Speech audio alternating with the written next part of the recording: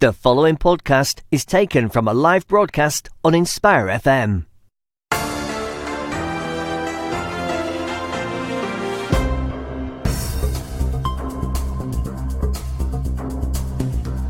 Assalamu alaikum wa rahmatullahi wa barakatuh, and welcome to another edition of Friday Night Live with me, Hafiz Sha'ban, on this Friday evening on the 18th of October 2019.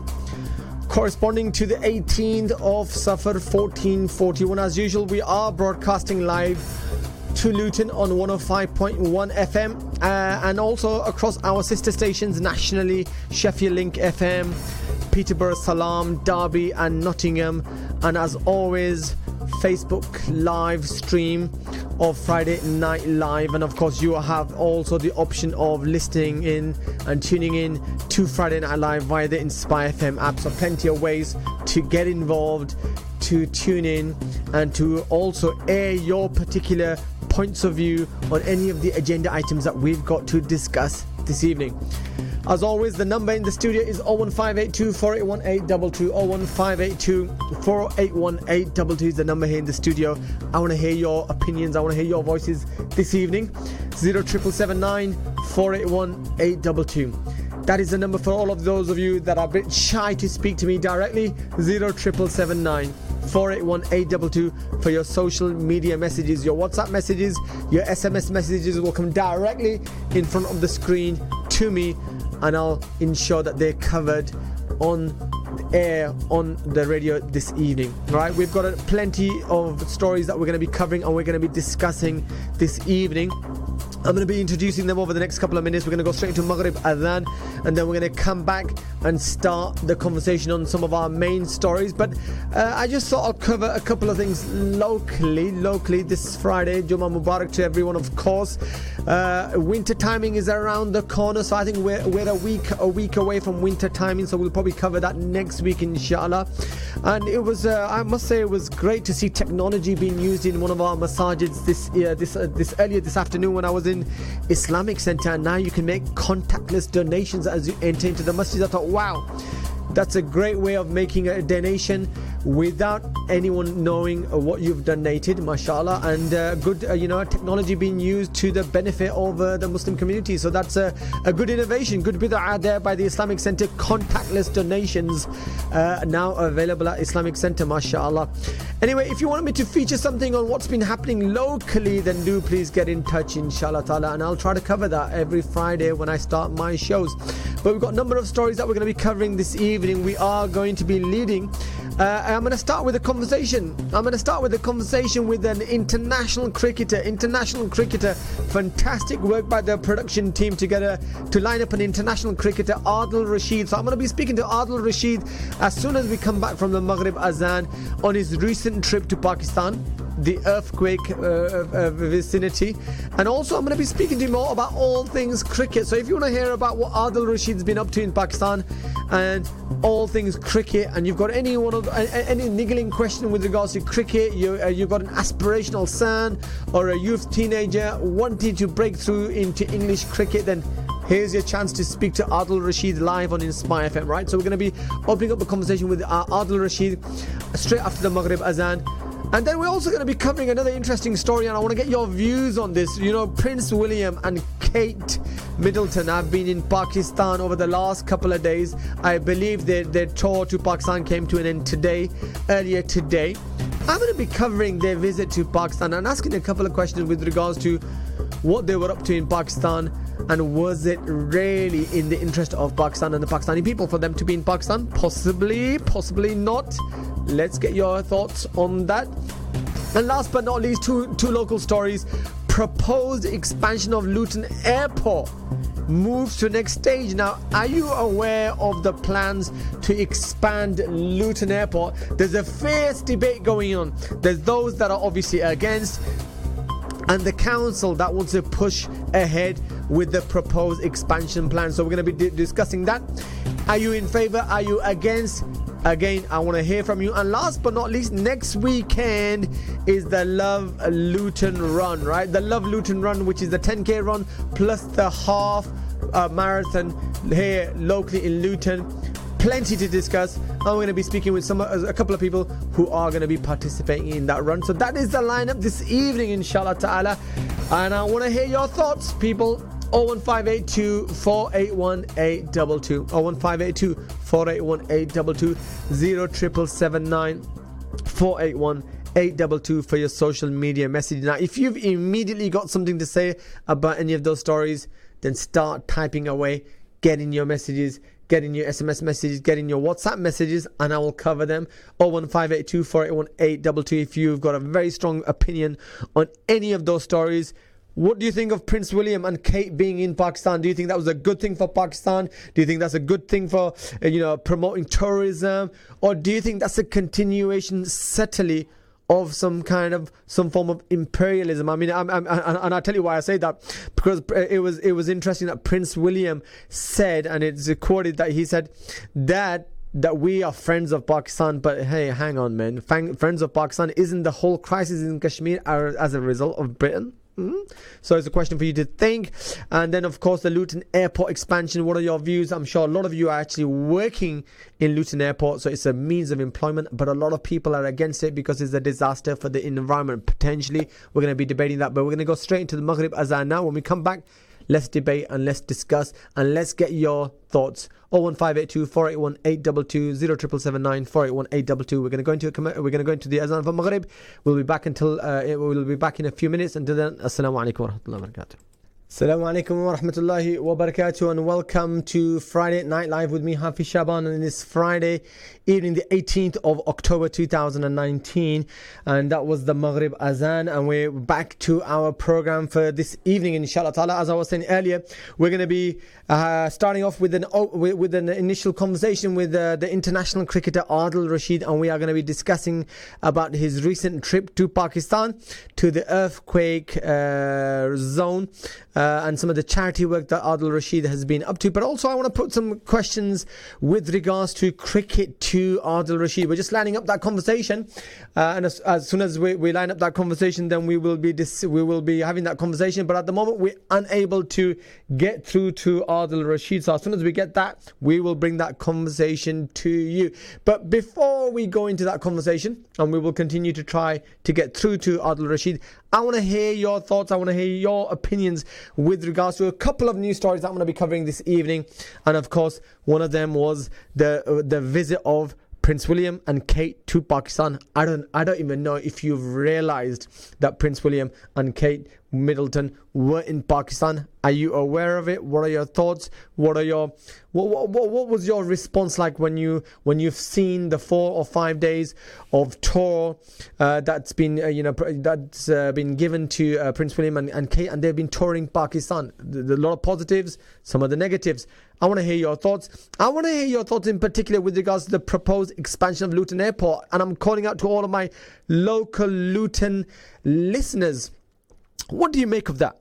Right? Is something you're pro, something that you're firmly supporting, and it's going to be good for the local economy, good for Luton town itself, bringing in a lot more trade, bringing in a lot more commuters, bringing in a lot more people who are traveling, etc., etc.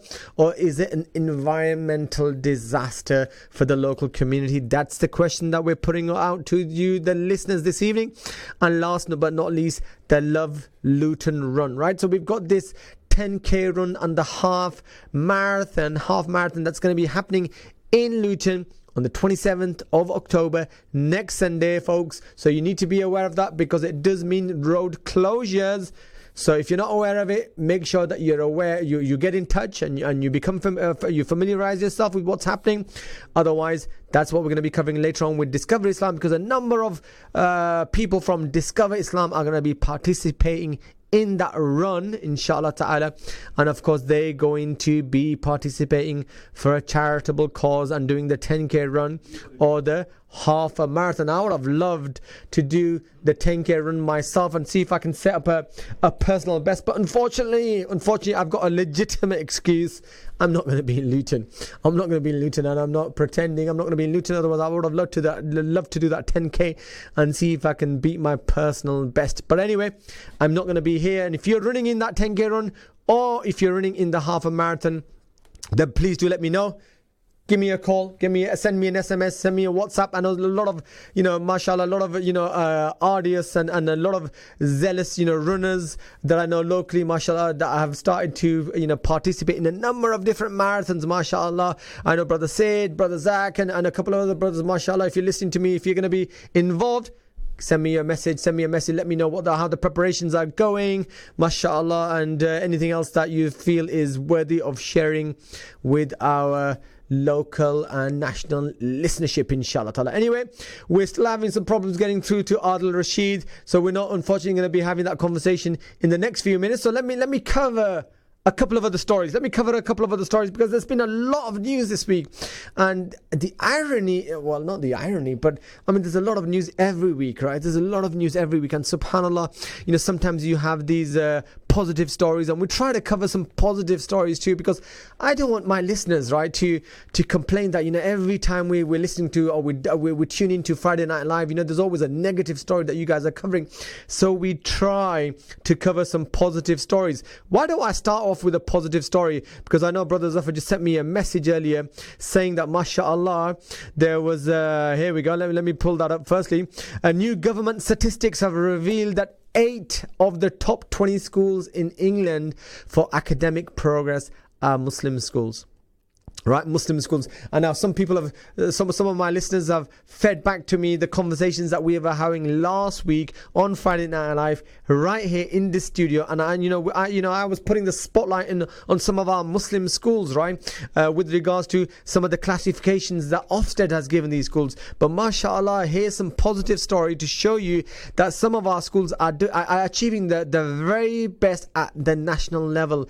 New government statistics have revealed that 8 of the top 20 schools in England for academic progress are Muslim schools. If you want further information, 5pillars.com is the news site that you want to go to, and they probably have a list of those Muslim schools that are amongst the top listenership, right? So there's a positive news story that I've started with. Let me go straight into another positive story, and this was a really interesting one, right? I don't know if you actually followed this news story today, right? But it was about a Muslim man, right, who has been donating hundreds of designer trainers to the homeless every month, right? I mean, it's a bit of a strange story, right? Because, I mean, the fact that you donate trainers to the homeless, right? I get that, right? I get that, something to cover their feet, something to keep them dry, something to keep them, strong and protect them from infection and they're vulnerable people. But the fact that he's actually got a campaign and got a charity in which they actually, just specifically target designer trainers. Right, and I read some of the story, right? I read some of the story, and it was an interesting story. I want to hear your thoughts, right? What prompted this man to do that? It's a Muslim man, right? But one of the areas or the grouping of people that he targets are other vulnerable youth, right? Or vulnerable youth gang, right? Members, right? Who are potentially at risk of being targeted by other gangs, right? Now, sometimes there is this kind of a peer pressure to be wearing certain labels, wearing certain clothing, wearing certain names. Otherwise, people are, almost, feel the pressure to such an extent that they turn to criminality to feed that kind of, that kind of pressure. Now, whilst this Muslim man is donating, and mashallah, apparently he's getting hundreds of, donations every month, right, of people who are giving in their designer trainers, and he's able to then pass them on to the homeless every month. But is that really solving the problem, is the question that I'm going to ask, right? And is that the right thing to do, or is it something that we need to challenge the mindset itself? Right? So that's something for you to look into. And then very, very quickly, because I think we might be able to get through to Adil Rashid, Saudi bus crash kills 35. Now, here's a subject, right, that we need to cover in a later program. Right, so this is recent news from The Guardian. Saudi bus crash kills 35 pilgrims, primarily apparently from India, Pakistan, or whatever, right? In the between the holy city of Medina and Makkah al-Mukarramah. A lot more needs to be done to ensure the safety, especially when it comes to the transportation in the Haram. But listen, I'm gonna interrupt my selected news stories of the week to go straight to Adil Rashid, and it's an honor to have Adil Rashid Rashid finally on the call. Assalamu alaikum, Brother Adil Rashid, and welcome to Friday Night Live. Wa alaikum salam, jazakallah. Thank you for having me. Yeah, fantastic. A bit of technical problems getting through to yourself for the last couple of minutes, but not to worry. We've got about 7-8 minutes, so a lot to cover in the 7-8 minutes. I understand you've been in Pakistan, and I understand you've, of course, I've seen the video. You've been involved with, or at least, visiting the areas that have been impacted by the earthquake. Tell us what you've been doing in Pakistan, and give us a quick update in terms of what is the situation on the ground. Well, as soon as, like you said, I heard about the earthquake, me and a few friends got together. We decided to let's do something. It's easy for us to sit back here and just watch and donate money. But we thought, okay, let's go out there, see what we can do physically, see what we can do with hands-on, and actually see what's going on and what we can do to help, and see what actually is going on inside the villages. Yeah. So that was the initial plan. So we went there, went to one of the few areas, the villages where they were really bad. Yeah. I was working out there with Islamic Relief. Right. Okay. And they're doing a magnificent job out there. Right. They're distributing medical kit, food, tents, and the work they're doing out there is unbelievable. Yeah. So a lot of credit goes to them. But it was really getting Mirpur as Al-Kashmir really back up and with the help of, like say, my friends and Islamic Relief and GLA, there's a lot of people out there. Fantastic. To really get it going. Right, fantastic. Excellent stuff, right? So, listeners, this is the very international cricketer Adil Rashid, mashallah. This is an opportunity for you to raise any particular questions you may have directly with Adil. And just a very quick recap, English cricketer, plays for Yorkshire and England as a leg spinner, mashallah. Was part of the England squad that won the 2019 Cricket World Cup. So I forgot to congratulate you on that, Adil. And of course, the only third Yorkshire-born Asian to play first team cricket for Yorkshire and the first of Pakistani origin, right? So I'm going to come on to cricket in just a quick minute or two. But before I do that, so overall a lot of relief effort. I mean, last week we had a quick update from another charity organisation. Is there still a room for a lot more work? What are some of the initiatives that the government itself is it taking some of that responsibility, Adil? What have you found on the ground? Well, I'm sure there's a lot of space. There's always space for improvement, always space for work. When I'm out there, I've seen probably 4 or 5 charity people, organisations out there. Islamic Relief, there was GLA, there was, I think, there's a few others from the UK that came out, specifically to help out. With a massive, thank you goes to all of them. Yeah. But also in Mirpur, the governments then they all are sitting together and discussing about what is the next movement. Because I went there I went to a meeting and they were actually discussing about how many people are injured, what's the situation, what we need to do, what's the cost of things, what are we looking to do next. So they had a little bit of a procedure and a process of what's going on. And that's the insight to it. So at the moment, everything is looking good in terms of getting it up and running again. Yeah. Obviously, every donation people make helps. Yeah. So the message is lots happening, but probably a lot more is needed. So keep up those donations and keep up the support, whatever channels that people are using. No, definitely. Like you say, every penny counts. Oh, fantastic. And let's talk cricket whilst we've got 2 or 3 minutes and whilst we've got you on the line, Adil. I mean, fantastic. A lot of our listeners, obviously from the Asian community, keen cricketers, passion for cricket. It must have been very difficult breaking into that international cricket, category barrier. What's your advice to some of our, very enthusiastic, cricketers out there that want to make it through, and look up to a role model like yourself or Moeen? I think it's first and foremost enjoy the game. Yeah. So as a youngster, that's what you do.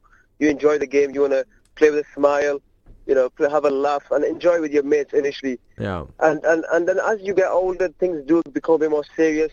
Yeah. You have a bigger vision. You have a bigger goal. But the main thing that I really found is having a positive mindset and always thinking positive. Yeah. Always, looking to take, like I said, in cricket terms, you can take the aggressive option. Yeah. And always have a dream and dream big. Because as Muslims, we believe that we give 100% in effort in everything we do, and the rest we leave in Allah's hands. Yes. So that's a big thing. We cannot Whatever the outcome is, we cannot control that, but we can control our efforts, our attitude and our mindset. So I would encourage the people growing youngsters doing that. Yeah, fantastic. I mean, absolutely. I think in terms of remaining positive and being upbeat and trying and having that vision and that dream, I think that definitely drives a lot of people. There is that ugly R that comes into a lot of support at the moment. We're seeing it across football. We're seeing it a lot of other areas of this society, which is racism. A lot of people think, oh, you know what, I'll never make it through. I've got the potential, but you're always being tagged back. What is your message to those kind of people who think, what, it's just not for us, we can't make it through, even though we've got a couple of now examples of people from that background who have made it through? What would you say? Is it a challenge for cricket? I think the main thing is not to think about that. All right. The main focus is to know that ultimately, if you are good enough, you will make it. All right. That's the mindset that should be happening. The mindset, if you're saying, right, it's because of my race, it's because of my colour, background, then you're already one step, you're already defeated in that sense. So it has to be the mindset of, right, I can, achieve, becoming a professional cricketer, regardless of, the colour of my skin, the religion. Fantastic. So it's really, getting away from the thing of saying, oh, I can't make it because I'm Pakistani, because I'm Muslim and this and that, because that may be only an excuse. But so you got to make sure, as a youngster growing up, you got to make sure you work hard. Maybe even harder, more so harder if you are thinking that. You also work a lot harder than the rest, making sure that you try to become better than the rest. Right. Unfortunately, we've run out of time. I have to go straight into a commercial break in 10 seconds. So I want to just stop you there and say thank you very much for giving us your time this evening, and great effort, and continue up in terms of your charitable work and your cricketing career. Thank you very much. Thank you very much. Thank you very much. That was Adil Rashid. Listeners, we're going to go into a commercial break. We'll be back in a couple of minutes. You're listening to an Inspire FM podcast, making available our popular programs from our daily broadcast on Inspire FM.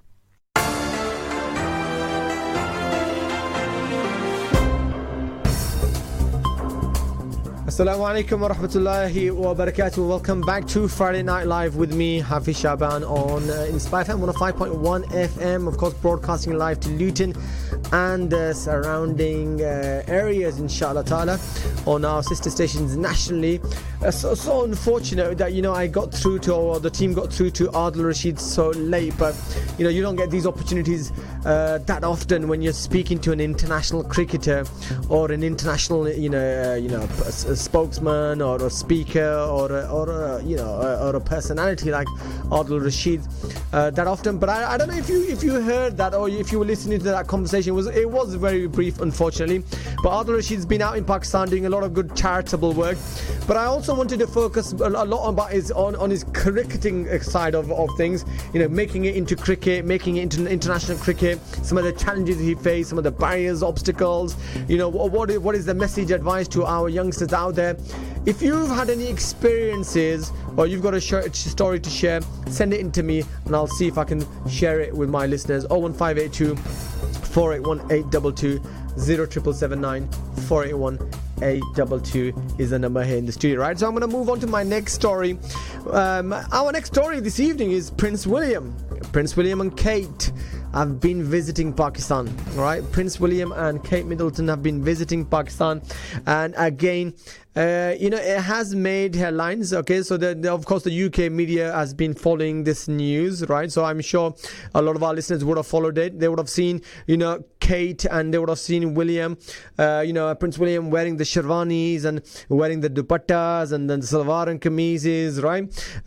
Traveling around in the rickshaws, right? If that's what they call it, I can't remember whether it's called the rickshaw. It's called something else, right? If you can remember, send in a message to me. It was an interesting visit, right? His words were, and he promised Pakistan that Pakistan could rely on Britain as a key partner and your friend. So I've got question marks around Pakistan relying on Britain as a key partner and friend. Isn't it Britain that caused a lot of the problems that Pakistan is currently experiencing and the people of Kashmir are experiencing? And his visit and his visit was guarded by 1,000 police officers. 1,000 police officers. A ring of steel in Pakistan around Kate Middleton and Prince William. And you can just imagine the kind of money that was, that it would have cost Pakistan to provide that kind of protocol for Kate Middleton and Prince William. And the question that I want to ask my listeners, was it a price worth paying? Is it a price worth paying? Can Pakistan rely on Britain as a key partner and a friend? Really? I want you to answer that question, right? 01582 481822 0779 481822. But apart from some of the symbolic gestures of playing cricket, visiting mosques, wearing a sherwani, of course there was the visits to the glaciers, right? And then of course Prince William was also discussing mental health during school visits. So let's have an open conversation. I've got a couple of guests, and I'm hoping you, my listeners, are also going to be my third source of guest and input to this conversation, right? So we've got, well, I was just about to introduce my guest, but I think I've just lost my guest, right? But hopefully we're going to get Islamuddin Sajid, who's the regional chief correspondent for one of the news agencies for Asia Pacific based in Islamabad, right? So we're going to get through to Islamuddin Sajid very soon, hopefully, inshallah. We're trying to connect that again. And of course, he's based in Pakistan, so the line can be a bit dodgy sometimes, so just bear with us shortly, inshallah. But I've got also in the studio, let me introduce my guest in the studio, brother tell me if I'm saying it right? Jalil? That's the one, yeah. Jalil, brother Jalil, right? So mashallah, jazakallah khair. Welcome to Friday Night Live. I think first time in the studio, is it? On Friday night, yes. Yeah, first time in the studio for Friday Night. Fantastic to have you here in the studio. And of course, you are the founder of Our Minds Matter and mental health first aid instructor and a number of other titles, mashallah. You were just telling me during that commercial break that you also are a PhD student, right? Yes. Yeah. So we're going to come on to that, but I've got Islamuddin Sajid Sab on the call. Firstly, Islamuddin Sajid Sab, welcome back to Friday Night Live. Once again, jazakallah khair for your time this evening in Pakistan. You probably heard my introduction. What did you make of the visit of Kate and William to Pakistan? Was it a price worth paying? And can Pakistan really rely on Britain as a friend and a partner, Islamuddin? Yeah, thank you very much. I think this was a very important visit, especially for the Pakistan, and you have been watched on the social media and also on the Pakistani media that not only the Pakistani government but the public have warmly welcomed the royal guest here in Pakistan, and also they visited to different areas, not only in Islamabad, the capital city of Pakistan, but they also visited to the northern areas, especially in Chatral and Gilgit-Baltistan. Yes. And and the public have been watched that also the local people welcome them there as well. The most important things in their visit, because you know that Pakistan is among those countries who are facing the global warmings and just like the climate changes, which have been affected by the Pakistan from the last so many years. In that context, because they were just getting very much interest to visit those northern areas and meet with the local people, and they also meet here with the experts as well. So in that context, their visit was important. And secondly, you know that Pakistan was facing the terrorism from the last 16 years. Yes. And because globally and especially in the Western media, the Pakistan image was just presented before the Western people that Pakistan is not safe for the tourists or for the people. They would go and they will visit to the different areas. So basically this was very important in that context as well for the Pakistan, for the Pakistan and for the Pakistani people. Yes. Because if the royal couple, they could visit, they could go everywhere. So now I think everyone from the Western countries, they could easily come. They could easily enjoy the natural beauty of Pakistan. Great. So Islamuddin, if I can just stop you there, fantastic. I mean, a good few minutes of a good promotion of Pakistan, a good promotion of the fact that Pakistan got some positive PR, got some public positive press coverage, right? The fact that these royal couple could visit Pakistan over the couple of days, sent a positive message. I hear that, right? But what we're forgetting is it was a steel, it was a ring of steel. 1,000 police officers were guarding, right, all of the security that was put into place to ensure that it was a success. The amount of cost that must have gone, that the government must have spent, right, to ensure this tour of 2 people, right? I get the fact that in exchange you get some positive press coverage, but look at the people of Pakistan. They're suffering from starvation, not starvation, but poverty, employment, a very, very extreme high taxation, and even the stability and instability in Pakistan. A lot of people would argue is as a result of the likes of America and Britain and Pakistan following their dictates and almost creating a civil war within Pakistan itself. So Pakistan actually, axed its own feet itself, creating the instability. What would you say to that?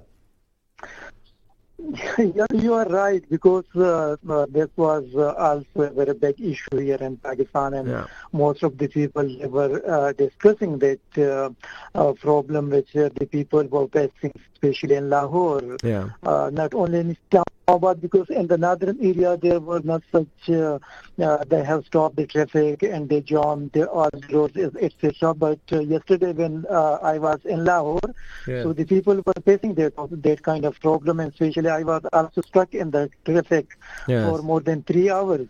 So you are right, I agree with you, because this was a very big issue here in Pakistan, especially in the Lahore city, when they were visiting there to the different historical places, especially the Badshahi Mosque and other places, because they are situated inside the old Lahore city, and the roads are not too much open. It's narrow roads, so when you will block that roads for any VIP, then the people will be definitely will be facing such kind of problems. And most of the Lahori people, they face the problem. You are right in that context. But you know that they were the, as we are calling them, the VVIP guests in the Pakistan. So always, whenever any high-profile guests are visiting here, so the government are providing such kind of protocol and such kind of security to them. And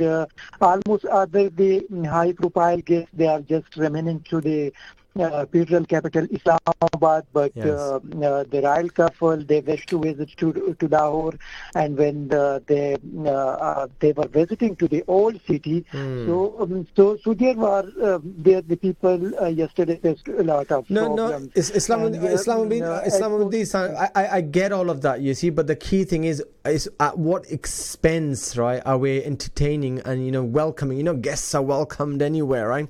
And of course there's a certain amount of cost that is involved with any dignitary, any leader of any other nation visiting, right? But here, I mean, with the amount of security protocol that was put into place, I mean, it must have been a huge burden, financial burden on the state to actually kind of to facilitate this kind of trip, right? And last quickly, let me pick up the next point, right? Last point, if I may.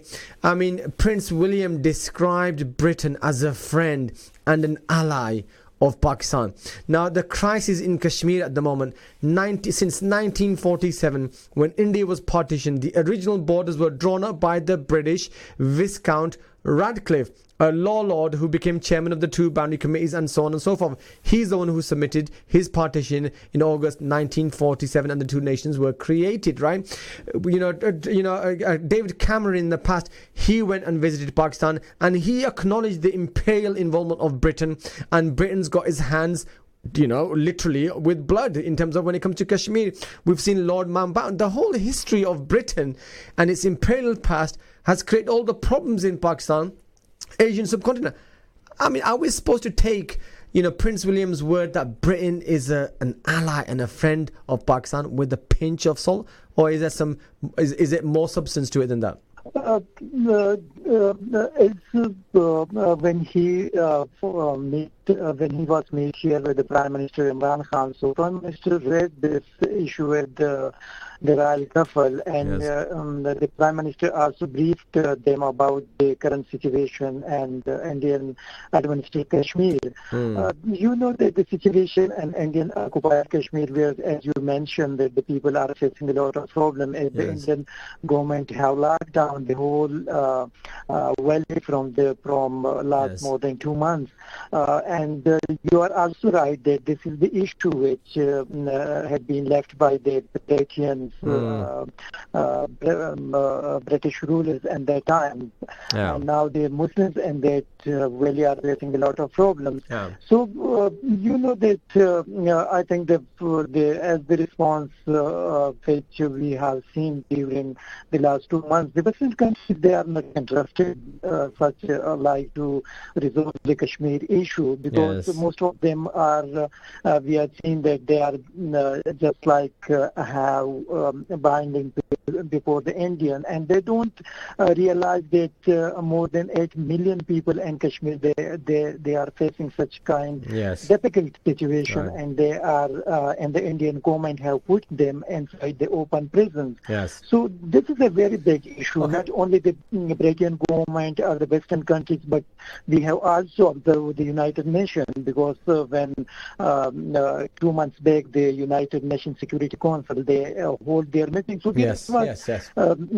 even they didn't release just a statement to stress pressure, to put pressure on the India that you should just avoid such kind hard and tough action against the Kashmiri people. But this is a very big issue. The Pakistani Prime Minister, the Pakistani government and the Pakistani people, they are crying for the Kashmiri people.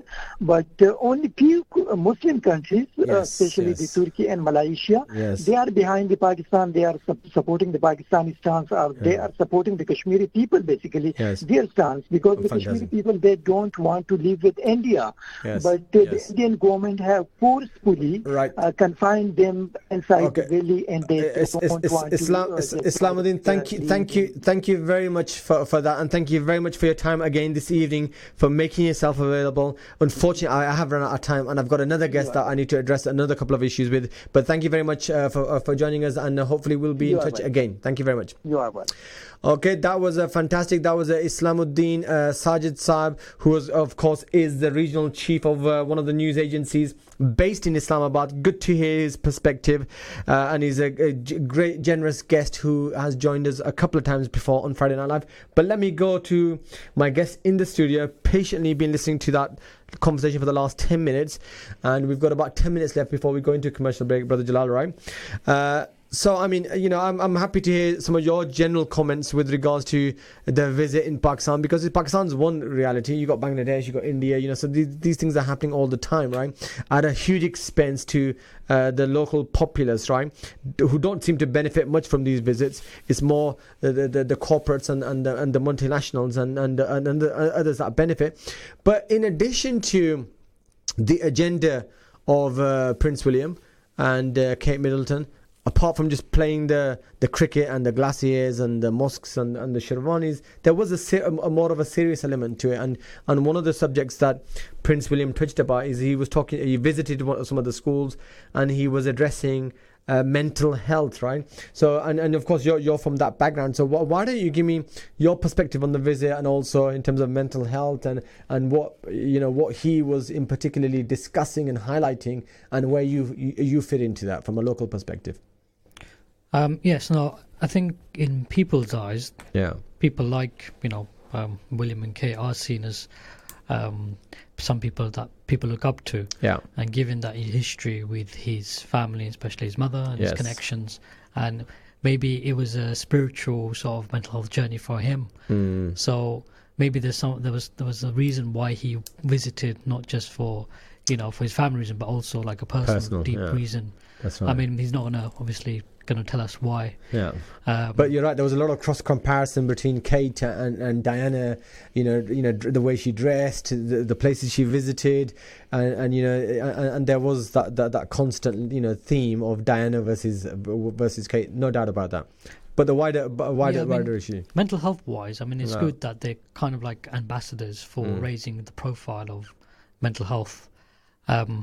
So you see them do it in this country, and it's good that they have actually put it on the agenda for other countries. But at the same time, I think my only sort of I mean, that's an observation, but the only other comment I would make is, okay, it's good, and this is just across the board, it's good that people are raising, like, the profile of mental health, but I think that, at the same time, if there's no infrastructure to support it, then you might just be causing more problems unnecessarily. I think you have to talk about it, okay, that's good, but you have to have infrastructure that goes with it. You can't just start talking about issues and then people then need help, right? And then there's nothing there. And so what you've done is you've just created unnecessary, harmful attention to this area when there's no infrastructure to support it. Right. So let's go into some of the details, right, about mental health, and let's give a quick introduction to what do we mean by mental health to some of our listeners, right? Our listeners might be a bit confused. They might think, okay, we're talking about Kate and Prince William visiting Pakistan, and all of a sudden we're talking about mental health. What's the connection, right? And so we are talking about Prince William and Kate Middleton's visit to Pakistan. You heard earlier Islamuddin giving his perspective. It was a very positive, perspective in terms of a visit, that was beneficial to Pakistan PR, Pakistan's marketing. It was a statement to say that we are open to tourists, we are open to people visiting, we're a safe place to visit, and so on and so forth. But let me rest assured, a lot of people, there's hundreds and thousands of Pakistanis that go every year, and that in itself is a statement that it's a safe place to visit. And if the instability in Pakistan has come about recently, a lot of people argue it's as a result of actually following the directives, coming from Washington and coming from Britain itself. So I want to get some perspective from our listeners, right? Listeners, don't be shy, right? We're happy to entertain your comments, your questions, whatever they may be. 01582 481 822. 07779 481 822. If you want to leave an SMS and your WhatsApp messages, happy to take that. But one of the subjects that he's an ambassador for, right, and he was raising in Pakistan, and it's a good point that you make, is the infrastructure there to support, and that's mental health. But just give it a very quick, we've got about 5 minutes, right, quick introduction to what is mental health, right, and where does mental health actually sit when it comes to places like Pakistan and Bangladesh and in India, where they haven't even got proper infrastructure to even support mainstream hospital and mainstream departments, never mind mental health. The sort of like definitions for mental health, it means, I think, different things for different people, but essentially what it is for someone to be in a state of mind where they feel at peace and where they're able to contribute to their quality of life. And the second thing was around, for other countries like, say, South Asian countries, yes, I don't think they will take it in the Western sort of medical model around mental health, but they will recognize in other forms. But essentially, it is the same thing. It is about seeking inner peace and finding happiness and involvement and participation within yourself. You're able to contribute to your family, to the wider community. Yeah. And is there a bigger issue of mental health in Europe and in West generally versus the Muslim countries? Yeah, I think there's, in terms of treatment, how we deal with this is, first of all, you have to look at the environmental issues. You look at in the northern part of Europe, we get less vitamin D. So naturally we're going to have more anxiety and more depression as a result. No sun. Yes, no sun has a big impact on our well-being. Where places in South Asia, they might be suffering with more, maybe less depression and anxiety, but more with more severe forms of mental illnesses like schizophrenia, bipolar, illnesses like that. And that's because lack of awareness, education, what to do, but also where do people go when people are in need of support. And this is all caused by mainly socioeconomic conditions. Those people who are from poorer backgrounds sadly suffer as a result of mental illnesses. So mental health is not on its own, it's a wider socio-economic problem, which might be the reason why you might see it more prevalent in South Asian countries. I was going to say, in terms of the recognition of that as almost an illness, right? As opposed to the standard, definition of illness on how we see is something is illness versus not being illness, right? And then having the acknowledgement, and then B, having the infrastructure and the support services around it. I would assume, correct me if I'm wrong, probably we're quite far behind, but the fact that it's at least getting some attention means that there's some work that's probably happening in those areas out there. Yeah, if we look at things like when we say HIV back in the 80s, people had a lot of stigma around HIV. You might start catching HIV if you sneeze at someone, but that changed because education was brought in and people started to learn more about HIV. Mental illness is still the same thing. When you think people got mental illness, we tend to just basically ignore them. We just think that we don't want to catch anything with them, we don't want to do anything with them. So there's still that stigma, and then we discriminate because they just got an illness. Sure. All right, so we're about 2 minutes away from a commercial break. Before we go into a commercial break, a very last thing. So tell me what else you've been up to, mashallah. You telling me earlier about PhD and the prison service, man. That's an interesting combination, man. Tell yes, it keeps. My day job works in the prison service, working with inmates around how to tackle mainly around addiction. So using things like mindfulness, and the PhD is focusing on around research on behaviour change. Right. You said what was it? Dealing with what in prison service? Addiction. Addiction. What about mental health? Is that an element? It's all connected. The dealing with addiction is a form of escapism to sort of things that trouble their mental health status. Yeah. That would be an interesting topic actually, to bring you back in and actually just to discuss prison services and discuss what is the situation and what are your experiences within prison, because I'm sure a lot of those inmates. Yes. And staff too. Do I need to say a lot of those prisoners are people from our community, right? So is it local within Luton, or is it a local prison? It's based in Hertfordshire, but the demographics. So it's a male-dominated prison. Right. It's all males. And yes, you'd be surprised how much mental illnesses are causing them to be there. Right, so I'm gonna ask the producers that's the topic for us. I think to bring you in, Brother Jalil, inshallah, and come back and to discuss, and that's the prison services, and especially from a Muslim perspective. What is the situation in there within the prisons, and what is it that we can do to actually address some of these issues and just make our listeners a lot more aware of the overall situation, inshallah. But we're going to go into a commercial break. But Jazakallah for coming into the studio and joining us on Friday Night Live. All right, Jazakallah. All right, listeners, that was Brother Jalil, who was here in the studio. And of course, he is the founder of Our Minds Matter and Mental Health, giving us his perspective on mental health, and something that Prince William and Kate Middleton referred to when they were visiting Pakistan during a school visit. Okay, we're going to go into commercial break in about 30 seconds. When we come back, we're going to be discussing a very interesting topic, Luton Airport expansion. Very passionate subject. There's a heated debate going on out there for the camp who are promoting the expansion project, which is primarily the council, versus the groups who are saying no, this is an environmental disaster and something that we need to avoid at all costs. Where do you sit in this debate? Want to hear your opinions, want to hear your thoughts.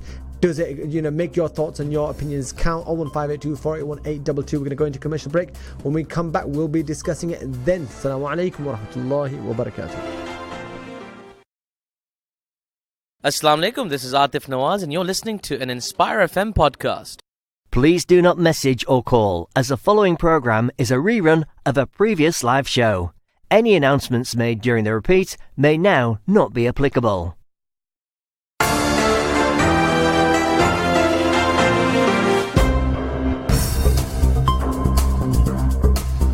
Assalamu alaikum wa rahmatullahi wa barakatuh. Welcome back to Friday Night Live with me, Hafiz Sha'ban, on this Friday, the 18th of October 2019 evening, broadcasting live from Inspire FM studios here in Luton, and of course also broadcasting to our sister stations nationally and also via Facebook live stream, not to mention the Inspire FM app. 1 hour of the show's already transpired, gone by so quickly, as always is the case. We were in conversation with Adil Rashid, the international cricketer, England cricketer, earlier, and then of course we were also dissecting and assessing Prince William and Kate Middleton's visit to Pakistan. So it was an interesting conversation. I was hoping to spark some conversation and get some input from my listeners, but I think the damn day is causing a lot of you just to, cozy up on those sofas inside your living rooms, warm living rooms, to a hot cup of coffee, listen to the debate, but not get involved, right? So that is that last point that I really need your input, involvement, and that is to get part and parcel of this debate, right? So the next topic might actually trigger some of those conversations, some of those social media messages, some of those phone calls, and that is of course the Luton Airport expansion, right? Luton Airport expansion. Now for all of you Lutoners tuned in listening this evening, right, I'm sure this is an interesting topic for you, right? So if you're not aware of it, firstly you should be aware of it, right? So it's a Luton Airport expansion. Luton Airport is a big employer locally, there's no doubt about that. What are we discussing? We're discussing, firstly, owners, London Luton Airport Limited want to build a second terminal, increase passenger numbers to 32 million a year by the year 2039. An application has gone into the planning inspectorate in the summer, or it will be going in the summer 2020. A decision is expected by 2021, and the current plans can be viewed over the next 9 weeks until the 16th of December. That's the kind of high-level summary of what is being proposed and what is being debated currently, right? So I've got Councillor Andy Malcolm here in the studio right next to me. Andy, welcome to Friday Night Live. Welcome to Inspire FM studios. Good evening. Fantastic. Great to have you here in the studio. And of course, you're representing one side of the camp, which is obviously the council, and you're going to be presenting the council's perspective on why the Luton Airport expansion is a fantastic idea. But we do have the opposing side, which is always great to have the opposition and also to have the counter argument and the counter perspective, just to put things into perspective and in the balance. And that is a gentleman, hopefully we've got him on the call. I believe we have on the phone line Andrew Lambourne, who's the representative of the Luton and District Association for the Control of Aircraft Noise, a residents group concerned about the impact of continued expansion of Luton Airport on the surrounding communities. Hopefully I've got all of that right. Andrew, welcome to Friday Night Live. Thanks, Sha'ban. Thank you very much. All right, so we've got Andrew on the call. We've got Andy in the studio. Andy, why is this a great idea? And why are we seeing so much opposition against this idea if it's such a great idea? Right, so you want to probably put the mic right next to you. Okay, cool. I'll speak right into it. Thanks.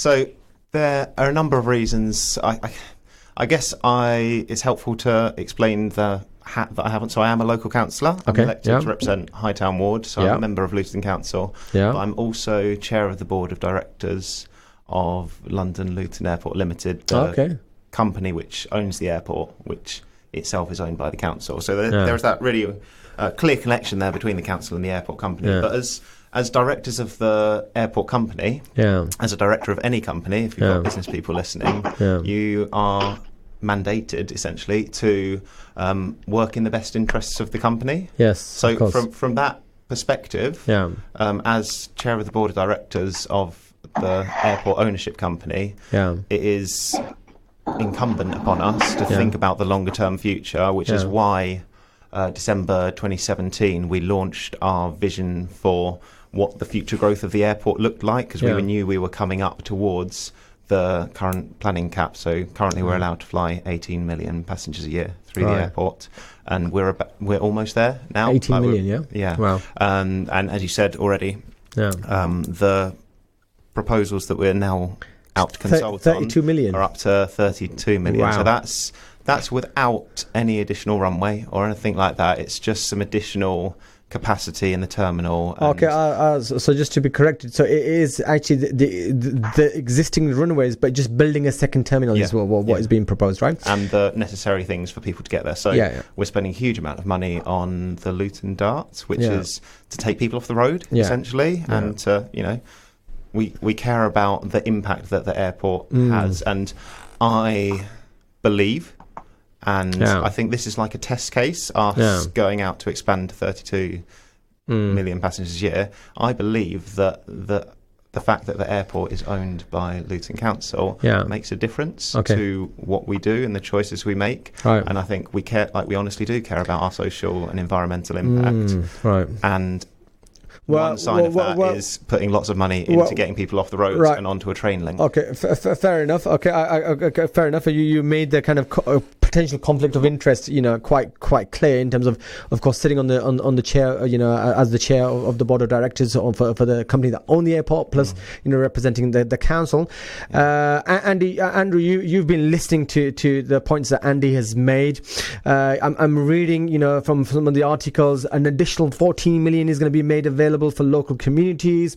The airport is a great employer locally. I mean, that would mean a lot of new jobs being created locally. Of course, and Andy's just repeated himself, environment impact remains an absolute priority. What are your objections, Andrew?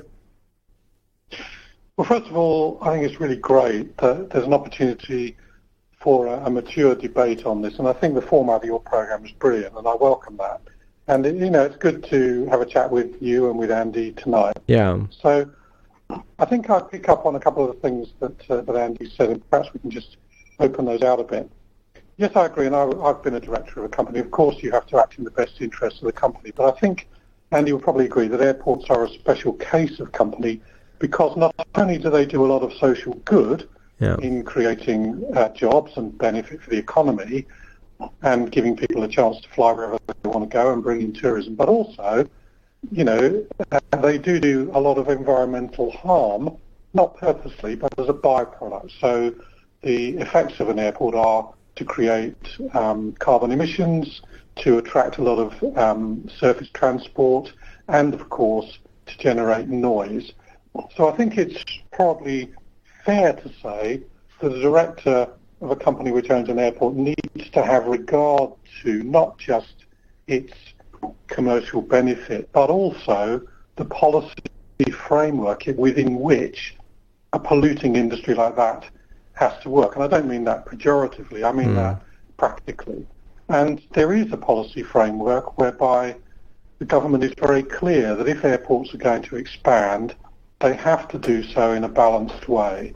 And I would like, if I could, just to get Andy's comments on the way in which, after the 2013 planning agreement, the growth of Luton Airport was driven very aggressively by Lal, his company, through financial incentivizations, which caused the growth to actually accelerate twice as fast as had originally been proposed during the public consultation. And as a result, as Andy will know, the airport has broken its noise condition because the growth in the number of planes has actually gone faster than the introduction of quieter planes.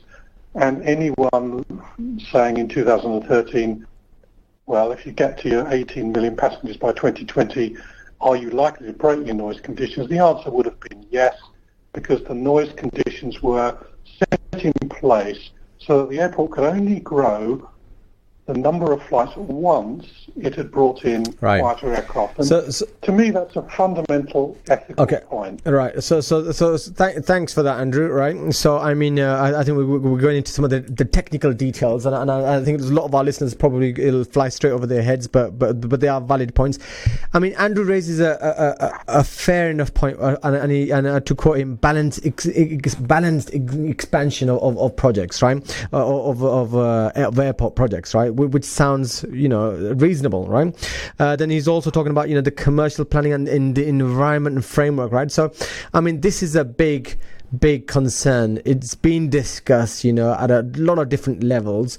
But I mean, I hear this 14 million is going to be made available. I hear that it remains an absolute priority. But we know, as a director working for in the private sector myself, yourself, director, Andrew being a director previously too, the profits are always what is always given a priority, and everything else is becomes secondary, right? So I want your comments on that, that, Andy. And then also, I mean, I'm interested to hear. I get the 18 million target is almost there. We've almost reached it. But what I've read also is that there is room for optimization and bringing in efficiencies within the airport existing facilities to allow a further increase of those numbers without having actually proposing an expansion of the terminal, right? So what do you say with regards to that too? So I'll cover the second one first. Fine. But there is some capacity. Yeah. And because a project of this scale will take many years to get to delivery, some of that capacity will in likelihood be used, but it's not of the scale that we're talking about. Okay. In terms of profit motive for companies, that's why I said the fact that we're owned by the council, and I didn't really get onto the benefits to Luton, and I'll try and cover some of that now. But the fact that we're owned by the council as a company means that any money that we make, any dividend that we pay out, goes to the council and supports services. The dividend and money coming into the council from the airport ownership company last year equated to about £300 a household across Luton.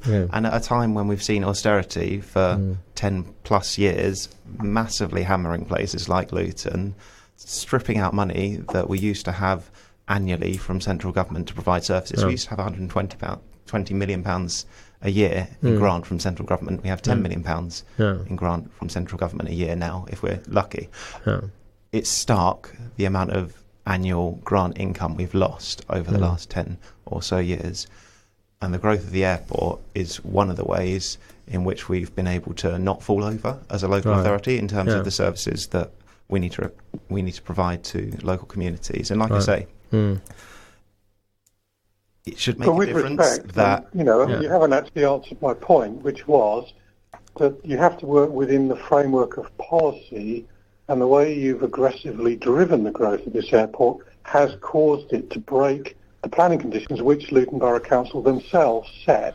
At the time. But let's come on to those planning conditions that Andrew is raising, Andy, right? Yeah. So the noise conditions he was referring to earlier.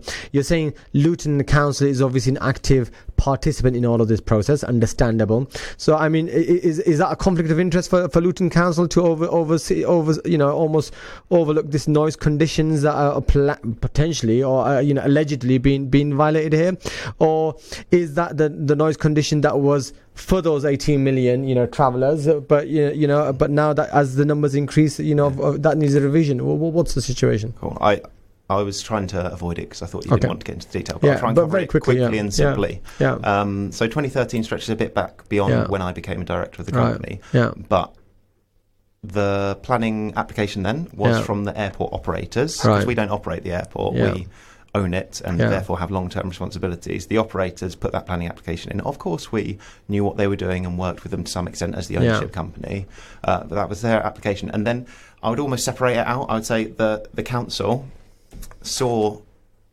experienced austerity, saw the challenges that were coming and had to make good of the resources that we had in front of us, and therefore incentivising growth was one of the things that we could do to stop the decimation of public service delivery in Luton. So I think in terms of the airport ownership company coming to that decision with the council to incentivise growth, that was why we took that decision. In terms of the potential conflict of interest, I'd actually say the fact that the airport has been taken to task by the local planning body is a sign that there's not really a conflict of interest there. But the wonderful thing about these proposals to apply to go up to 32 million passengers a year is that it's going to be decided as a planning application by central government.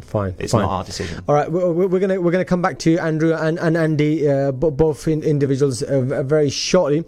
But firstly, I want to just reach out to my listeners.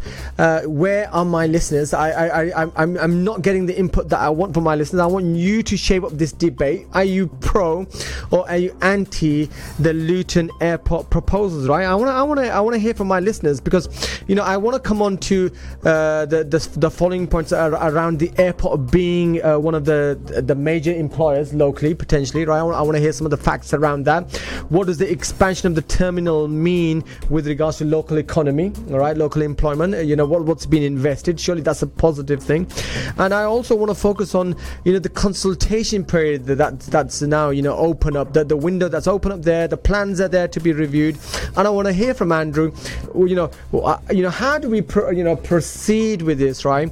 In terms of having all parties engagement, so that we can look at some of these legitimate concerns, whether it's noise levels locally, whether it's environment or whatever it is, and how do we genuinely take those on board. And very finally, a question that I want to also raise, right, for the next 10-15 minutes that we've got of the half an hour slot, is shouldn't we be encouraging an alternative culture? I get the trend. I get the fact that there is this appetite for travel, and the world's become a global village. But we also have the environmental concern. It's the culture that we ought to be breeding now is the opposite of one of just pack your bags and here we go traveling, as opposed to a bit more sensible, a bit more mature. Also take responsibility for the environment, the carbon footprint that we're all creating, and just keep packing your bags and flying off every so often if you can afford it. Why not? It's not probably the wisest way of actually returning back to and taking responsibility for the environment. But perhaps an alternative means of travel, perhaps more local travel as opposed to international travel, etc. So that's what I want to put on the table for you, gentlemen. Let's take it one point at a time, but I do want to hear from our listeners, if possible. What are your views? Right, so let's go straight to Andy first in the studio. Andy, tell us about the airport. I've got a lot of family friends who are working at the airport. Seems to be a big employer. Tell me, share some statistics with me, and tell me, what does it mean in terms of an expansion of the terminal for the local economy? Perfect. Cool. So we've talked quite a bit so far about the direct money that comes into the council. Yeah. Over £300 per household in the town, and that has been fundamentally important over the last 10 years of austerity to stop us from falling over. But what I think is actually more important with the airport is the fact that it is such a huge economic driver locally. It creates so many jobs. It supports 27,500 jobs. Wow. And contributes about £1.8 billion a year to the UK economy, and 1.1 billion. 1.8 billion? Yeah, to the UK economy, 1.1 billion within Luton, Bedfordshire, Buckinghamshire and Hertfordshire. Yeah. So the expansion that we're talking about in terms of up to 32 million passengers a year could provide around 5,600 new jobs at the airport itself, so located in Luton. But then you also get training opportunities, apprenticeships, additional jobs in supply chains. That's likely to be about another 10,000 jobs on top of that. It's going to add another 1.3 billion to the national economy. It's significant, and that is why it's so fundamentally important that we get this right as we grow. It is such a massive opportunity. At the council, we're starting to talk about a vision to eradicate poverty by 2040. And what more potent a vision could you have? Like when you've got child poverty at nearly 50% across the town, and wards where it is much higher than that. Like, if we can get this growth right and this economic asset to deliver jobs to people who probably already in work, because that's the nature of poverty now. People are in work, they're just not getting paid enough. And if we can use our influence of owning the airport and growing the airport to make sure that local people have jobs that are well paid, they have enough to live on, we will change the face of Luton over the next 20 years. All right, and Andy, I'm gonna put that to Andrew. Andrew, I'm sure you'd welcome the job creation. I'm sure you welcome the input to the local economy, national economy, the jobs that are already being serviced at the airport. Andrew, what's your take on Andy's perspective in terms of what are the positives from the terminal expansion, Andrew?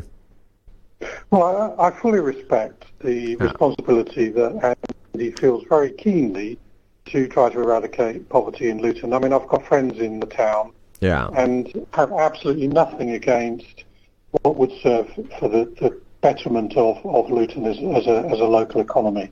Yeah. But I have some reservations, and I have a way of expressing them. You said, Sha'ban, that you were going to talk about a little bit about the consultation. Yeah, I'm going to come on to that next. Climate change. So let me come up with an example for the conundrum that I think we all face. And I'm not being at all offensive to anybody, but supposing this was a proposal to build a huge pig farm and slaughterhouse next to your home or in South Luton. Yeah.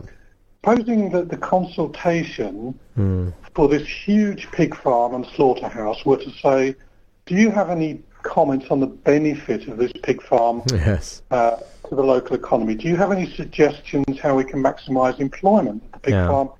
In fact, do you like the idea of running the lights at the pig farm from renewable energy?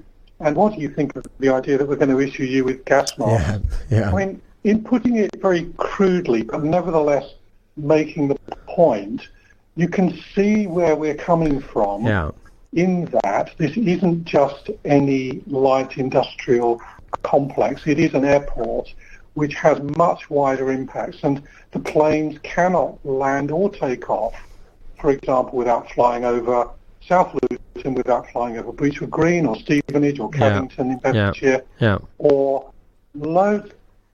I worked out the other day 360,000 people in communities around the airport. So it isn't as simple as just saying we can create jobs, because what you're also creating is the potential for blight, simply because people don't want to live in an area which becomes noise blighted, or where 77,000 extra journeys each day to and from the airport, according to the service driver. And I think that, in a nutshell, puts the concern. Right, Andrew, so we've got about 3 minutes remaining. I want to go on to the consultation part, right? But I hear your point, and some of the headlines I was reading earlier were quite incredible. Luton Airport expansion, reckless and irresponsible. Expansion, unethical, right? And another comment here, that at any cost available. I mean, coming back to yourself, Andy, with consultation. Right, consultation is it? I mean, Andrew's point is, and his analogy that he gives is a very fair one. A lot of the times, the accusation with these consultations is we've already made the decision. We just want to get your inputs to the cosmetics around this, right? So, to what extent, are the likes of the concerns that Andrew's been raising are legitimate concerns that that are being discussed and happy to be discussed around the table as part of this consultation? So. And you've got 1 minute to answer that. Right. I think it's really important, you said earlier, that all parties are engaged, because there will be people who feel very strongly about this and who therefore will want to input to the consultation. But we want to hear a wider variety of voices. It's really important for people in Luton to pick up that you own the airport. Like, we are managing it for you, essentially, as the directors of the company, as the councillors at the moment. But as everyone in Luton owns the airport, and it's your future, and it's the way in which we grow the airport that can change the face of Luton. All of the questions in the consultation document are open questions, so you can respond how you like, and we pick up all the different themes, so there's no hiding from that. But we are growing in a fundamentally different way to how I think others might choose to grow. Like, our noise insulation scheme is going to be so much better than the current noise insulation scheme. We're going to put about £15 million additional into community funding projects. About half of that will go outside of Luton, and half inside of Luton. We're going to do so much in terms of contributing in terms of social and environmental concerns that people have about this project that I feel comfortable with. And all of these are set in details in those plans that are now available. I mean, in terms of, let's discuss the feedback, let's discuss the engagement. How can people feedback? How can people get involved with and view these proposals very quickly? So you should get a letter through your door very soon with details about this, about all the consultation venues. It's all detailed on our website, llal.org.uk. Right. So it stands for London Luton Airport Limited. Right.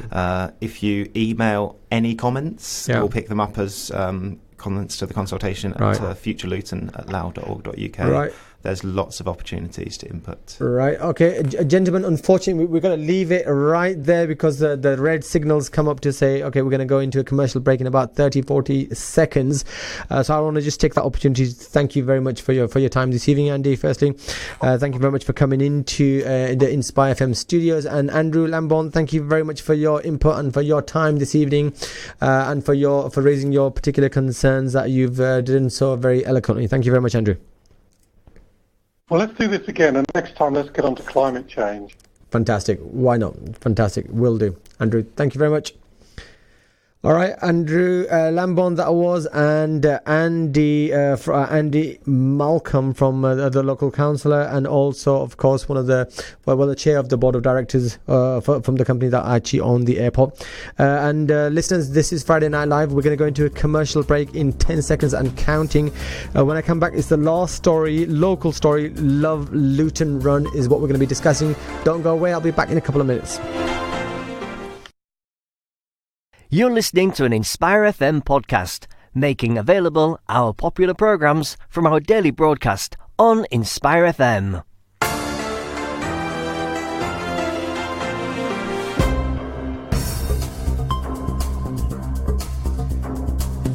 Assalamu alaikum wa rahmatullahi wa barakatuh. Welcome back to Friday Night Live with me, Hafiz Sha'ban, on Inspire FM 105.1 FM, beaming to the good people of Luton, and also some of our sister stations nationally, Sheffield, Peterborough, Nottingham and co. And also, of course, live Facebook stream, not to mention Inspire FM app also. Plenty of ways of tuning in. Really wanted to hear from some of our listeners this evening. I think it's been a quiet evening from a perspective of getting our listeners involved. You know, I'm happy to hear what you want me to cover potentially in the future. That will really generate that interest, really get you going, really get you involved, and allow you to phone in or send in your social media messages. 01582 481 822 is the number here in the studio. 01582 481 822. And of course, we make it so much easier for you to get involved, because all you need to do is send in your WhatsApp or a SMS message, and you don't even need to mention your name. Can't get easier than that, right? 07779 481 822. But subhanAllah, you know, whenever I sit in the hot seat, the 2 hours go by so quick. We are now into our last half an hour, last story that we're going to be covering very, very shortly. But just a quick recap, interesting conversations that we've just had earlier, first half an hour of the 7 p.m. slot. And that was the Luton Airport expansion, right? So we were discussing the Luton Airport expansion. We had, of course, Councillor Andy Malcolm putting an articulate case for the expansion of the Luton Airport. And we're not talking about an additional runway. We're talking about an additional terminal, a second terminal being built. At least that's the proposal.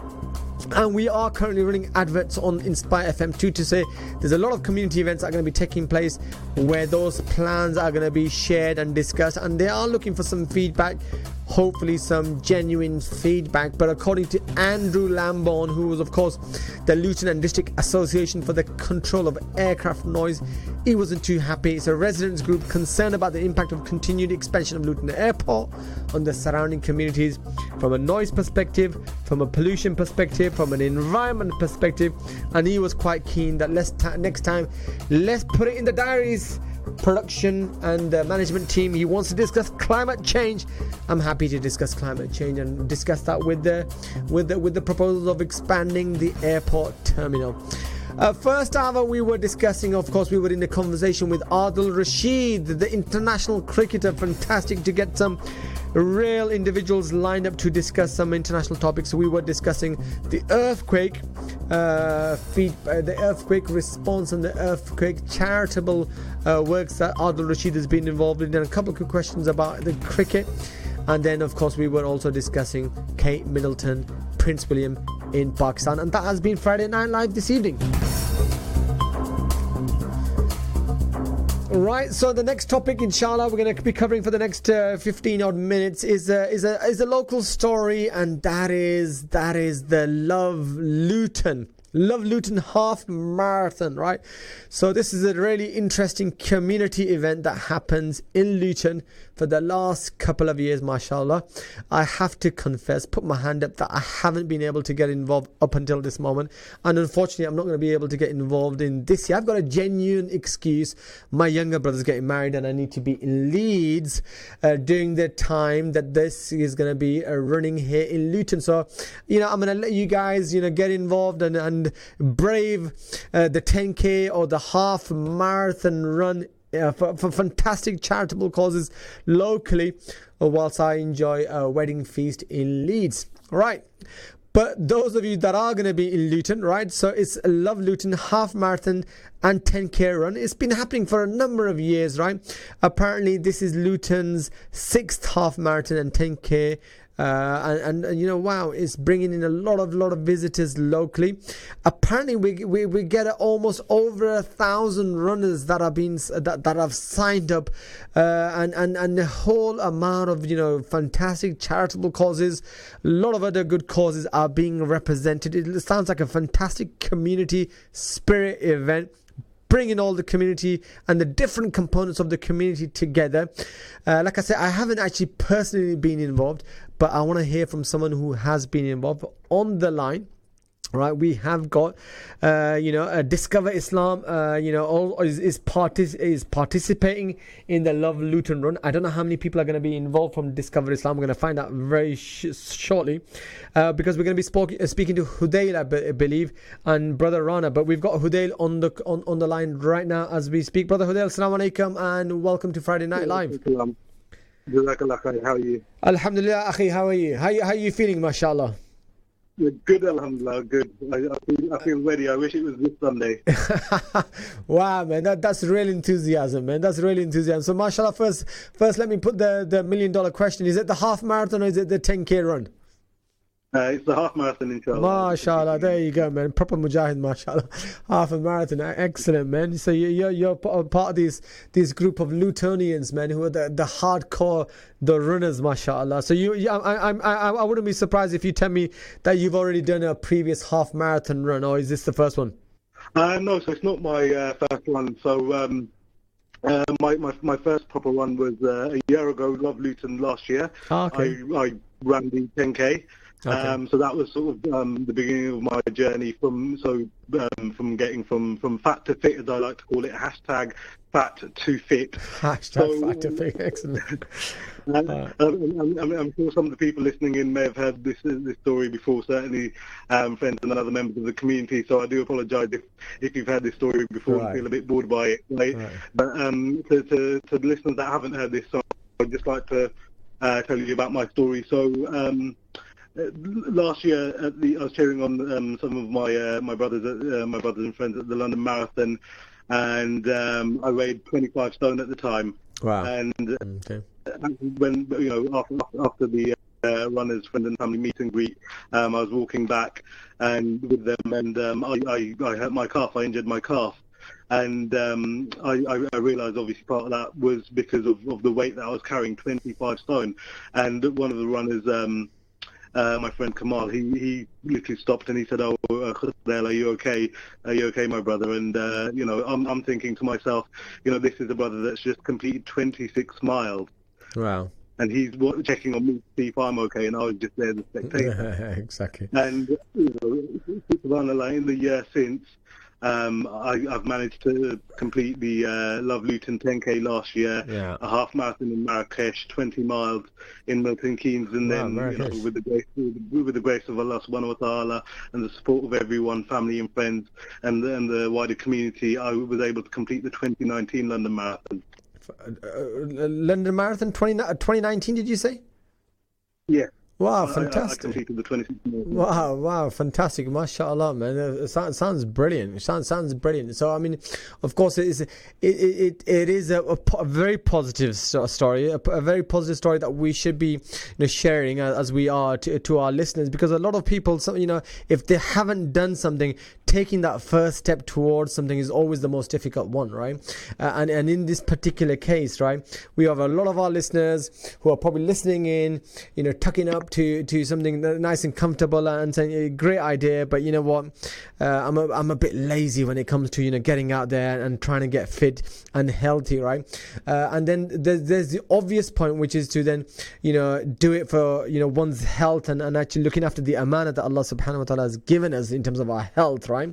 And then there's the other element, which is actually also representing a good cause, and this being a means of actually raising some funds for a good cause too. No, absolutely. And I mean, over the past year, being part of the Team Luton Lions, we have raised tens of thousands of pounds for various charities, like Children with Cancer, like Human Appeal, and various other charities. And the charity that we're supporting as Team Luton, there's, I think, just over 200 runners, if I'm not mistaken. So we're running for raising money for Discover Islam. Sorry. Brother Khodel, can you still hear me? Yes, I can now. Yeah. Sorry, continue.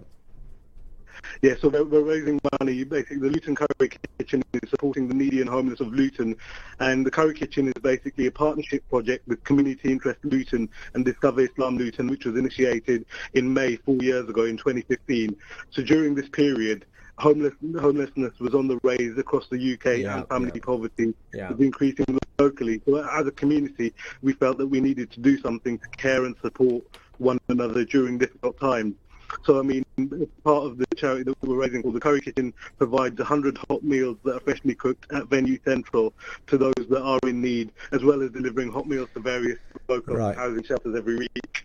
Okay, fantastic. All right, let me also bring in my other guest, mashallah, no stranger to Friday Night Live or to Inspire FM, and it is our very own local brother Abdul Ghafoor, who also wants to congratulate the runners, mashallah. He wants to do that before the run itself, man. That's fantastic, Abdul Ghafoor, man. Assalamu alaikum and welcome to Friday Night Live, akhi. Walaikum assalam wa rahmatullah. Apologies, I'm not a guest on the show at all. I'm just ringing in because I heard the brothers on the radio, and I just wanted to say, mashallah, it's absolute inspiration. Anyone who knows me, I'm not a runner, but subhanAllah, after reading Brother Khudayl's messages and Brother Runners, just the story, how it's transformed their lives and how they're using that for good. I've just come out of the Curry Kitchen this evening, where we've served 60 people that have come to discover Islam, who are local, homeless, and then drop food to a number of shelters. So I just wanted to really thank you all, alhamdulillah, congratulate you, mashallah, setting an awesome example for all these 200 people that, like myself, never imagined we could run, alhamdulillah, but through your example, Allah SWT reward you, mashallah, real inspiration for everybody listening, alhamdulillah, and benefiting from your good example. Fantastic. Well, you've just made yourself an unofficial guest, Abdul Ghafoor, right? So by calling in, right? Subhanallah. So that is brilliant. So B, have I understood you correctly? Are you going to be running the 10K then, AG? I am running the 10K. Fantastic. There you go. It's official. It's official. MashaAllah. So how's the training? You said you're not a runner. Now, a lot of our listeners are probably not runners too, right? So what's the first step, AG, in getting yourself to become a bit of a runner? The first step is walking. That's exactly what it is. I think most of us, 2 months ago, I said exactly the same thing to the brothers. I said the only thing I'm running from is this group, because it's just too many messages of good running examples. So alhamdulillah, the advice to me was just golden, which is literally start walking. Get out there, mashallah, the barakah of just being outside, not standing on a treadmill, not being in the gym, but being surrounded by others, alhamdulillah, that are doing this every week. Mashallah, start walking and build up slowly. Runners example, Brother Khudayl's example, alhamdulillah.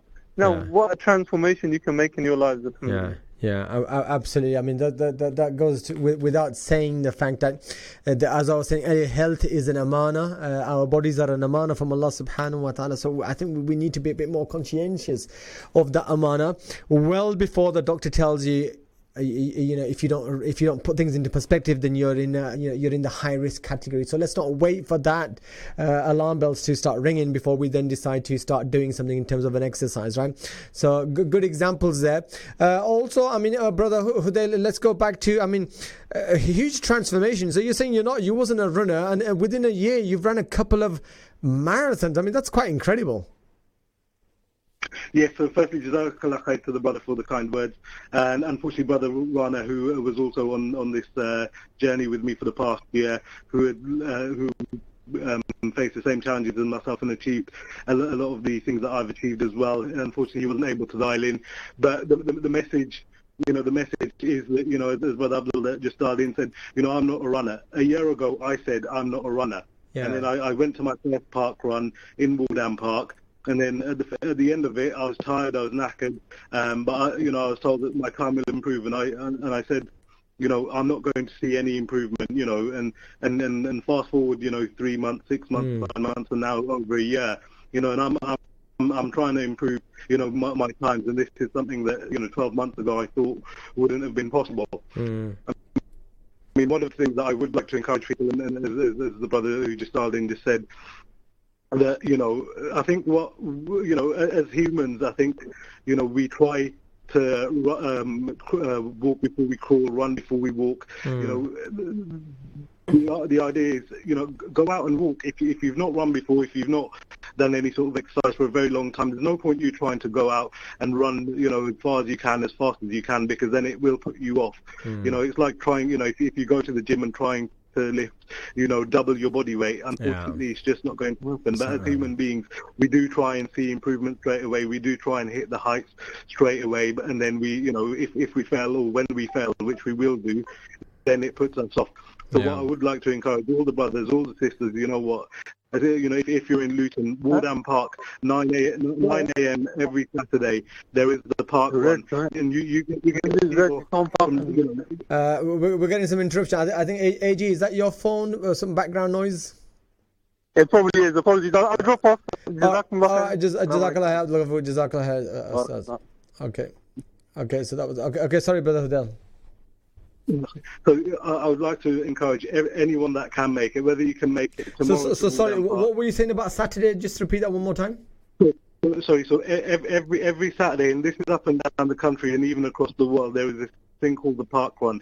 So it's a 5 kilometer, and it doesn't matter whether you're someone that's been running for years, someone that's never run, someone that just wants to walk. It's a 5 kilometer course. And for those of you that are living in Luton, and even if you're not living in Luton, you can go online, Google park run, and you can find out where your local park run is. And what I see when I went to my first park run in September 2018, I saw people of all different faces, all different colours. Wow. There's some people that were running it in under 20 minutes, some people that were walking it in an hour, and it didn't matter. I went with a bit of trepidation. I thought, what, people are going to look at me, they're going to look at my size, they're going to laugh at me, they're going to point at me, they're going to talk about me behind my back. There's absolutely none of that. You've got your fellow runners, walkers, joggers, crawlers, whatever. You have mums with buggies, with kids, and then and they're running. You have in the Woodham Park one that I go to. There's an old couple. They're probably in their 70s, and they're power walking their way across. Fantastic. And what I would like to encourage is people to try and attend. If you can't attend tomorrow, Team Luton will be there as marshals. We're volunteering, and we will be there. There are volunteers every single week that cheer everyone on. Right to the finish line. Wow. So this is Saturday mornings, 9 o'clock. Did you say, right? 9 o'clock it starts, yeah. 9 o'clock, Warden Park, Saturday mornings, every Saturday morning, 9 o'clock, and this is an international phenomenon known as the park run. And the next question that I was going to ask you, Hudel, you already answered it, which is, for you sound like you're in your 30s, Hudel, man. I'm going to be generous to you, right? And with all the distance that you're running, but for us older generation, who are listening to you and thinking, bro, I'm now in my 40s, I'm in my late 40s. I'm in my 50s. This is not for me. But you've kind of just answered that question with the examples you've just given from the park run. No, absolutely, and age should not be a barrier. So, I mean, if I look back at the Team Luton Lions who went to the London Marathon, there were over 20 of us that did it, and we were of different ages. Yeah. And, the eldest runner was in his 50s. There was someone that was 45. And he actually, and out of all the runners, the brother Zakbai, who and I apologise in advance if he feels offended by Zakbai, man. I know Zakbai, man. He's a veteran, man. MashaAllah, man. He's an inspiration, man.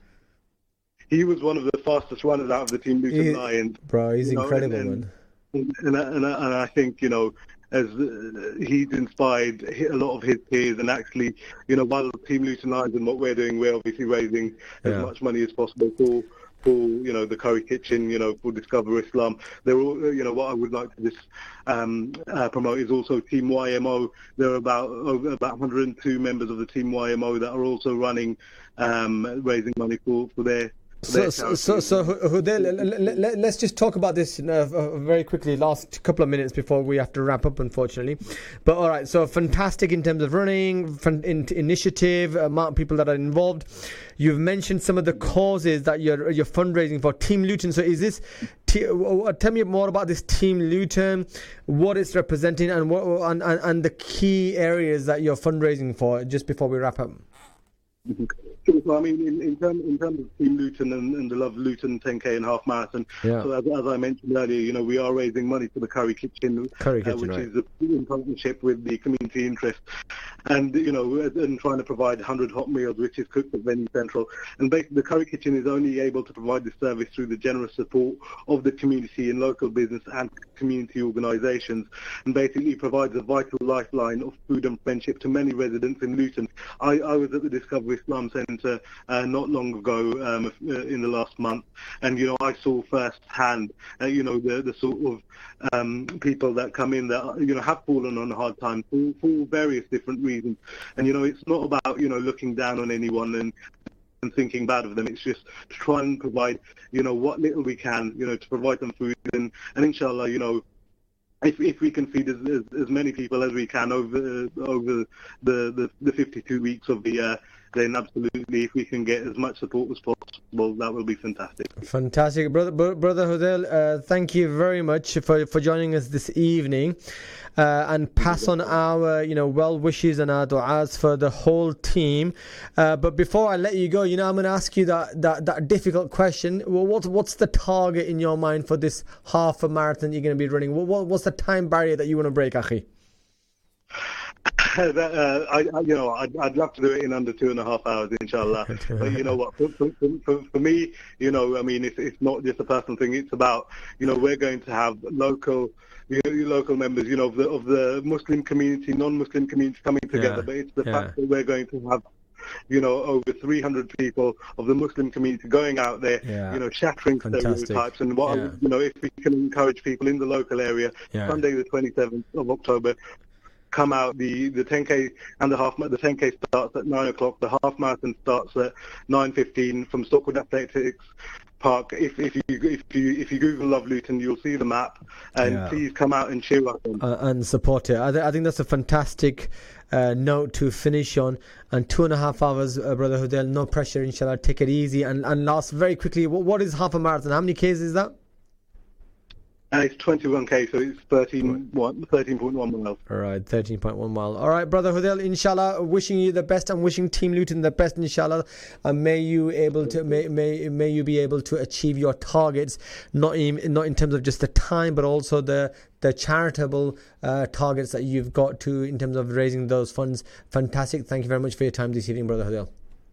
Wa alaikum assalam wa rahmatullahi wa barakatuhu. And that was Brother Hudayl, mashallah.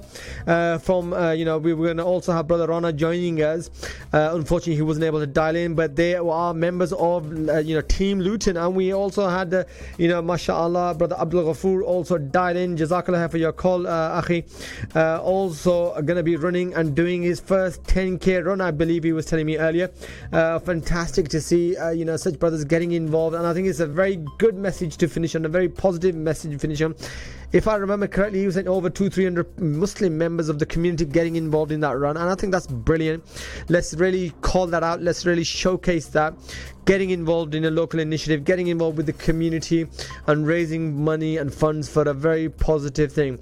I want to just also mention this park run, 5 kilometers park run, right? A lot of our listeners out there who probably haven't experienced that before. It sounds brilliant. It's an international phenomenon. I've seen it, I've heard about it before. First time I'm discussing it in a bit more detail. Saturday 9 o'clock, a lot of us are probably still in bed, right? So that's always a barrier that we need to overcome. But you know what, it does sound good. If you haven't pushed yourself previously, I do recommend that you go out there, experience it. Once you experience it, you will love it, right? And that is a great incentive to get out of that bed at that particular moment in time. Unfortunately, folks, it is the end of Friday Night Live for this evening at least, and also with it, it brings a 2-week break for me from the hot seat. Inshallah, I will be back in 2 weeks time after my younger brother's wedding in Leeds. Inshallah ta'ala, make dua for him inshallah ta'ala, when I'll be back in the first week of November inshallah ta'ala, back to Friday Night Live, and hopefully we will get some other brothers covering this show over the next couple of weeks whilst I'm away.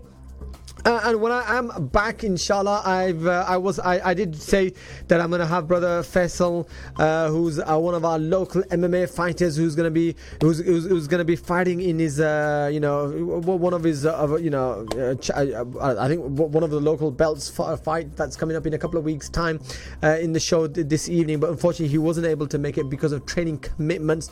So he has promised me that when I'm back in a couple of weeks time, he will be here in the studio discussing MMA, discussing his training and his particular fight, inshallah ta'ala. If there's any other subjects that you want us to cover in Friday Night Live, then do always get in touch and give us your suggestions. Happy to get your suggestions from our listeners.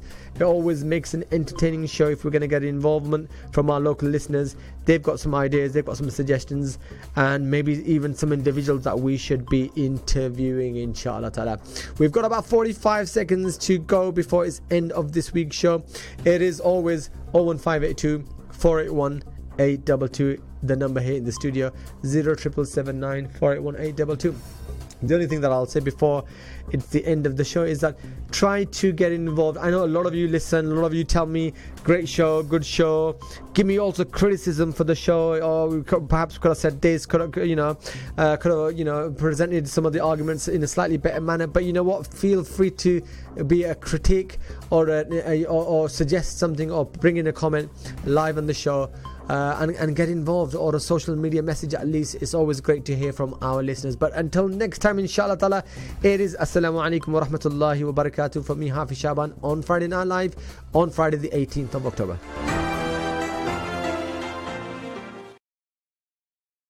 Thank you for listening to our podcast.